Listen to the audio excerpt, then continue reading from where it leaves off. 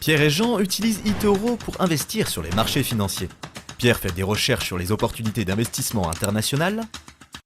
Jean fait des recherches pour savoir comment devenir sorcier de niveau 60. Pierre suit les flux d'actualité pour connaître les dernières infos du marché.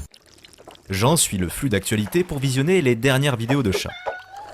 Pierre dispose d'une liste de favoris pour les investissements prometteurs. Jean a également une liste de favoris. Alors comment se fait-il que Jean soit aussi bon investisseur que Pierre? C'est parce que Jean utilise la fonction CopyTrader d'eToro pour reproduire automatiquement l'activité de trading de Pierre. À chaque fois que Pierre accomplit un trade, Jean en a fait autant.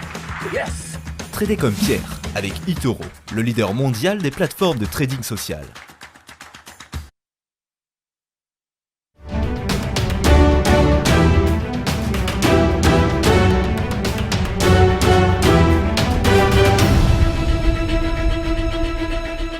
De retour dans le Live TV Finance et pour nous parler de l'ouverture de la Bourse de Paris ce matin à 9h, nous recevons Rodolphe Vial d'ABC Bourse. Bonjour Rodolphe. Bonjour Éléonore.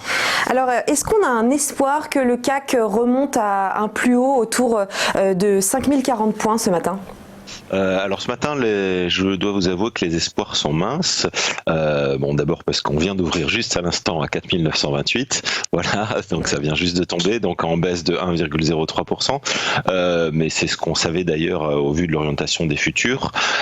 Évidemment, c'est un nouveau stress. Alors, les marchés, ils évoluent pas en ce moment en fonction de la situation micro ou macroéconomique. Ils évoluent vraiment à très court terme et ils collent à la situation sanitaire. Alors, on est remonté parce que ça déconfinait, qu'on a eu des espoirs de relance économique, et maintenant c'est exactement l'inverse qui se produit, c'est que finalement tout le monde a un petit peu peur d'une deuxième vague. On s'est rendu compte qu'il y avait des reprises, ça et là, notamment en Allemagne ce week-end, avec plus de 1300 personnes testées dans un abattoir, une relance aux États-Unis, une flambée encore en Amérique du Sud. Donc voilà, il y a des signaux qui font mal aux investisseurs, par exemple Apple qui ferme des magasins aux États-Unis. Voilà, c'est un symbole. Donc tout ça va entraîner beaucoup de prudence sur les marchés en se disant on a été peut-être un peu vite en remontant comme ça, comme une balle jusqu'à 5200 points. Et donc il y a un retour d'équilibre, un retour à la raison qui va se faire à court terme. Donc quels sont les niveaux à surveiller ce matin ? Alors à surveiller, on a, comme on peut le voir sur le graphique à l'écran, un support principal à 4710 points. C'était cette zone qui faisait office de résistance depuis le début de la chute. Voilà, donc on a déjà rebondi une première fois dessus. C'était le 15 juin dernier.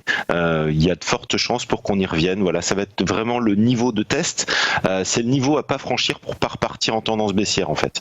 Donc c'est vraiment le court pivot qu'il faut considérer pour rester dans une tendance gentiment haussière comme on le voit au-dessus de cette droite de support oblique. Donc pour l'instant, le danger n'est pas encore là, mais attention, ça chauffe. Ok, on va suivre ça de près. Merci beaucoup Rodolphe Vial d'avoir été avec nous. On se retrouve dans quelques instants pour les Market Movers.